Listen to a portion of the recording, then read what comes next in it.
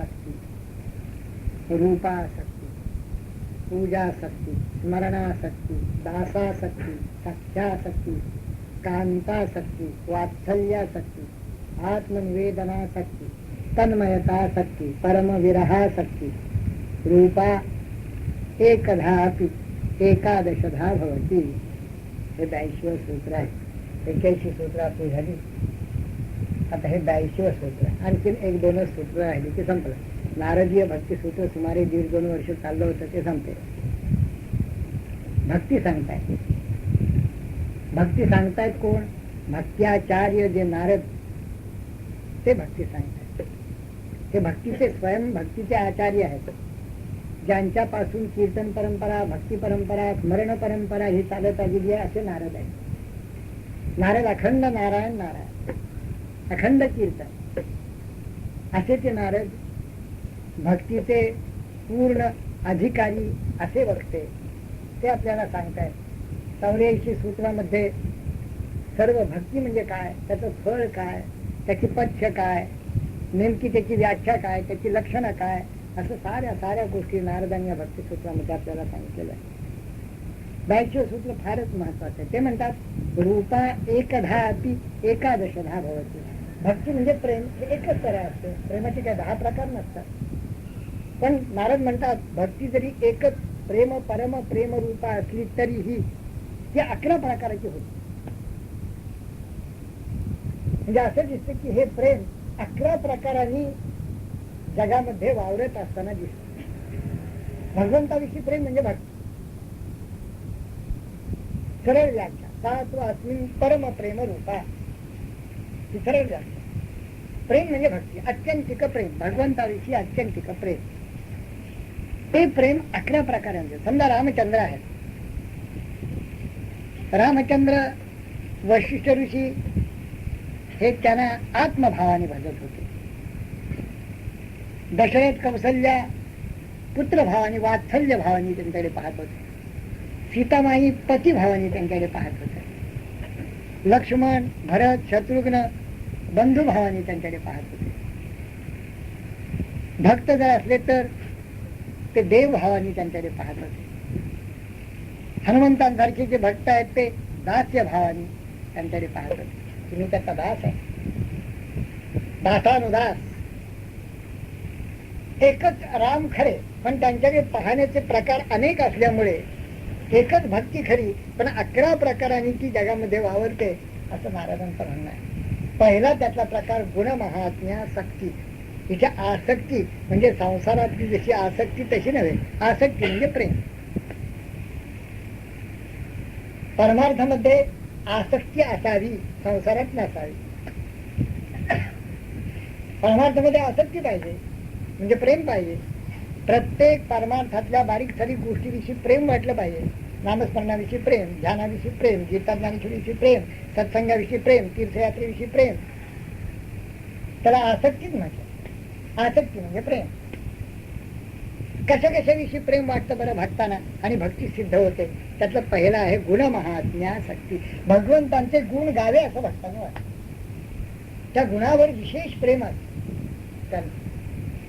रामचंद्रांचं एकवचन व्रत, एक पत्नी व्रत, पितृवचन पालन व्रत, वशिष्ठांचा अत्यंत आवडता शिष्य म्हणून शिष्यव्रत, उत्तम राजा म्हणून राजव्रत, असे नाना प्रकारचे व्रत गुण रामचंद्रांच्या ठिकाणी होते. म्हणून गुणमहात्म्यासक्ती म्हणजे गुण जे आहेत रामचंद्रांचे त्या गुणांचं महात्म्य वर्णन करण्याविषयी प्रेम. गोपालकृष्णांचं आयुष्य घेतलं तर गोपालकृष्णांनी सांगितलेलं ज्ञान भगवद्गीतेच्या रूपाने सगळ्या जगाला जे ज्ञान सांगितलं तो त्यांचा सर्वात मोठा गुण. गोपालकृष्ण कुठल्याही संकटाला कधीही डगमगले नाही, हा त्यांचा दुसरा गुण. गोपालकृष्ण अत्यंत गोड दिसत असत, हा त्यांचा तिसरा गुण. गोपालकृष्णांनी आबाळ वृद्धांना मोकळे करून टाकले. रामचंद्रांनी मोकळे कोण केले? विभीषण, हनुमंत, असे 2-4 मंडळी. गोपालकृष्णांनी सरसकट गोपींपासून सगळे मोकळे केले.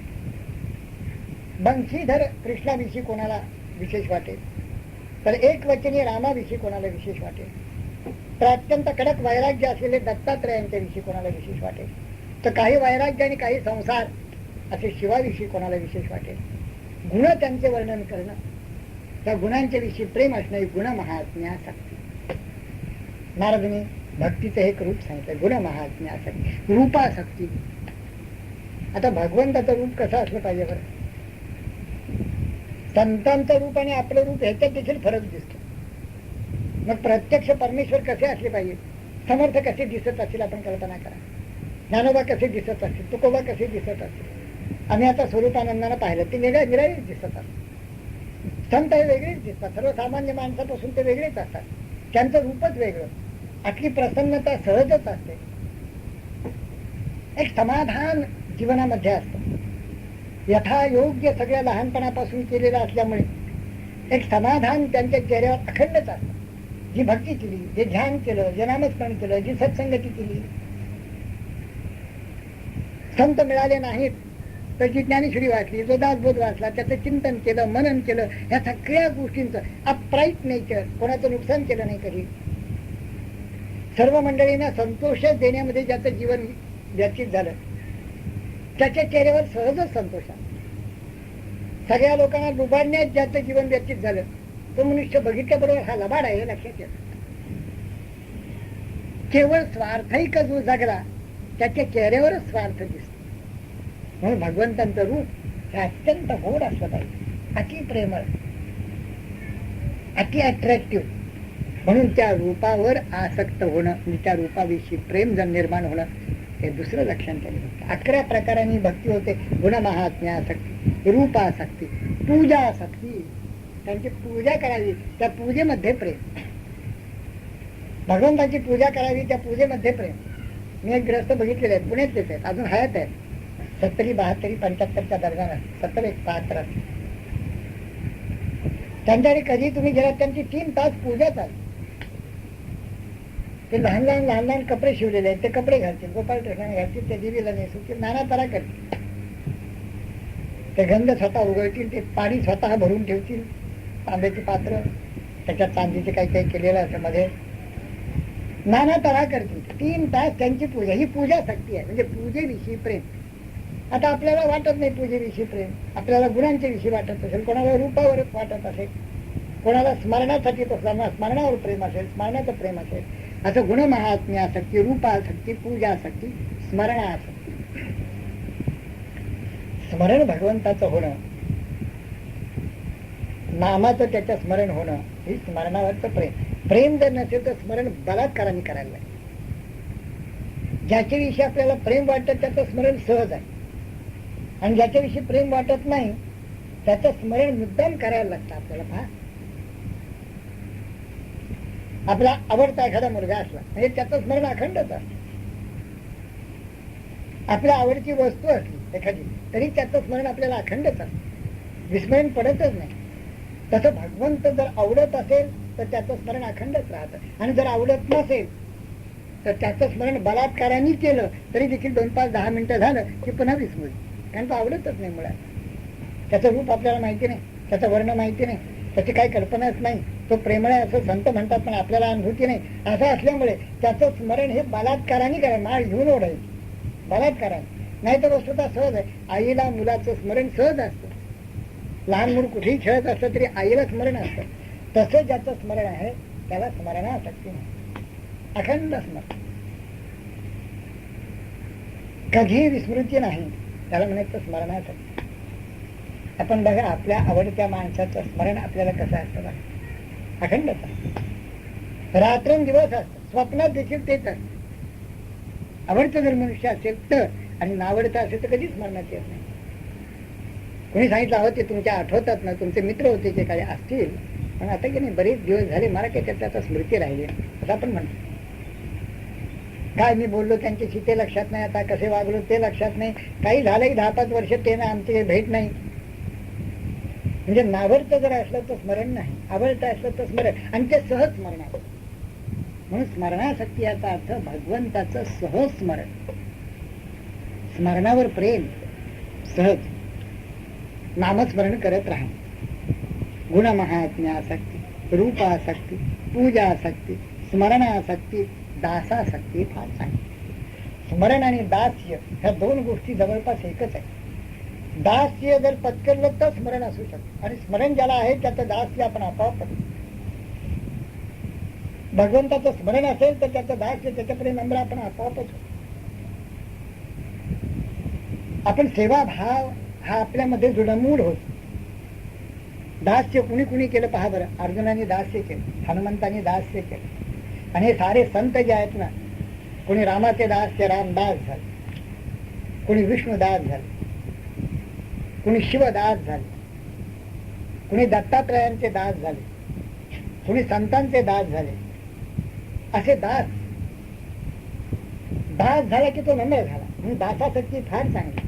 साधकांनी हे दास्य अत्यंत दीनतेने पत्करावं, कारण नम्रता यायला दुसरा आपल्याजवळ मार्ग नाही. दास्य भक्तीसारखं हनुमंत पान रामचंद्रांची तस्वीर हनुमंताखेरीज दिसणार नाही, आणि तेही कुठे असतील?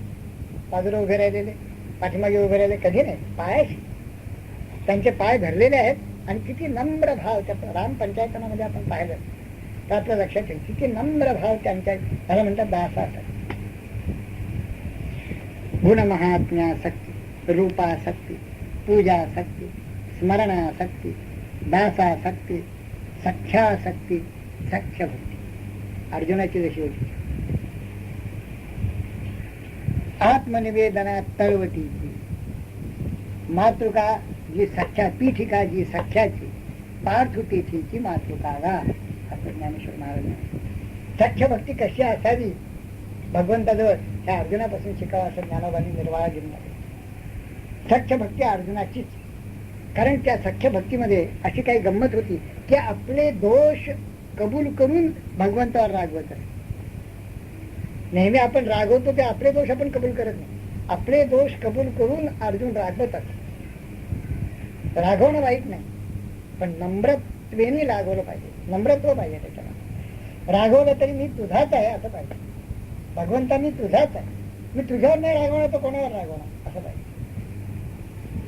तुझ्यावर जर रागवायचं नाही तर मग आणखीन कोणावर रागवणार मी, आणि कोण माझं ऐकणार आहे? तूच माझा ऐकशील, माझी खात्री आहे. ही सख्य भक्ती. सख्य भक्तीच्या लक्षणामध्ये एक विशेष लक्षण आहे, रागवतो तो देखील त्या भगवंतावरच रागतो, आणखीन कोणावर रागवत नाही. बाकी तो म्हणतो माणसावर रागवून करायचं काय, एक भगवंतावरच राग, अशी सख्य भक्ती. जसा सखा मित्र हा जसा दुसऱ्या मित्र आपल्या मित्राचं सर्वस्व सहन करतो, तसं या सख्य भक्तीमध्ये सर्वस्व सहन करण्याची एक तयारी आहे. त्याच्यात नम्रता आहे, त्याच्यात सेवाभाव आहे, त्याच्यात सहनशीलता आहे. फ्रेंड्स खरे, सख्य भक्ती म्हणजे दोन्ही फ्रेंड्स झाले, समान भूमिकेवर आले. तरी भगवंताविषयी समान भूमिका ह्याचा अर्थ भगवंताच्या खांद्यावर हात टाकणं नव्हे, आपली पायरी ओळखून वागणं, ही सख्य भक्ती. अर्जुनाची सख्य भक्ती सुप्रसिद्ध आहे. सख्य भक्ती, सख्यासक्ती, दासासक्ती, सख्यासक्ती, एक एक उदाहरण. स्मरणासक्ती नारदांच्या नारायण नारायण अखंड. दासासक्ती हनुमंतासाठी, सख्यासक्ती अर्जुनासाठी, कांतासक्ती राधिकेसाठी, मीराबाईसाठी. ही दोनच नाती भगवंताची जोडतात. एक माय लेकराचं नातं, नाही तर नवरा बायकोचं नातं, दोनच नाती, आणखी दुसरी नाही. म्हणून कांतासक्ती ही एक विशेष गुण भक्तीमध्ये येतो.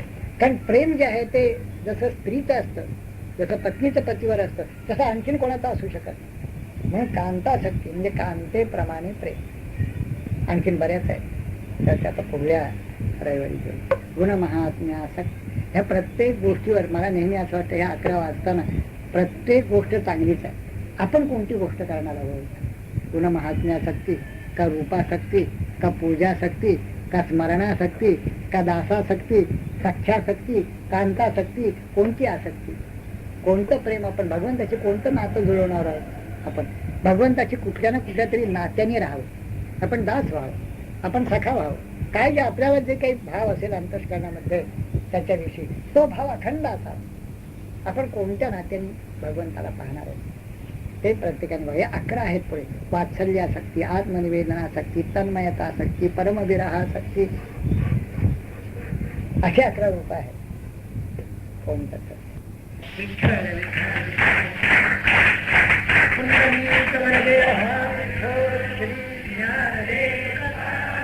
ज्ञानेश्वर महाराज की जय, सबसंतन की जय जय.